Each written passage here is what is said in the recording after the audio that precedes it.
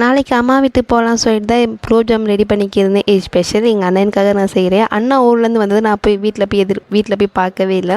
அண்ணா வந்து என்னையை பார்த்துட்டாங்க. இருந்தாலும் தங்கச்சி போய் அண்ணனை போய் பார்க்கணும்ல, அதுக்காக தான் சரி வெறும் கையாக போகாமல் நான் என் கையால் குலோப் ஜாம் செஞ்சு எடுத்துகிட்டு போகலான்னு சொல்லிட்டு தான் அது ரெடி பண்ணிக்கிருந்தேன். பாப்பாவும் ஸ்கூலுக்கு வந்துட்டாங்க.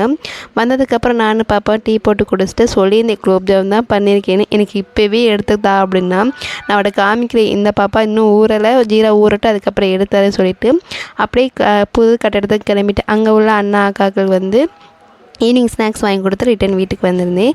நாளைக்கு ரொம்ப முக்கியமான நாள் 12/12/24 வியாழக்கிழமை. நம்ம அறியாத செய்த பாவங்கள் எதனால் போக்கும்னா இந்த பரணி தீபத்தால் போக்கும். இந்த கார்த்திகை மகா தீபம் முதல் நாள் வந்து பரணி நட்சத்திரம் இருக்கும். அன்றைக்கி வந்து நம்ம பிரம்ம முகூர்த்தத்திலே 5 விளக்கு ஏற்றலாம். அப்படி பிரம்ம முகூர்த்தம் என்னால் விளக்கு ஏற்ற முடியாதவங்க சாயந்தரம் 6 மணி கண்டிப்பாக ஏற்றுங்க. நம்ம அறியாத செய்த பாவங்கள் முன்னேறி செய்த பாவங்கள் நிவர்த்தியாக சொல்கிறாங்க. கண்டிப்பாக நீங்களும் 5 விளக்கு ஏற்றி வழிபடுங்க.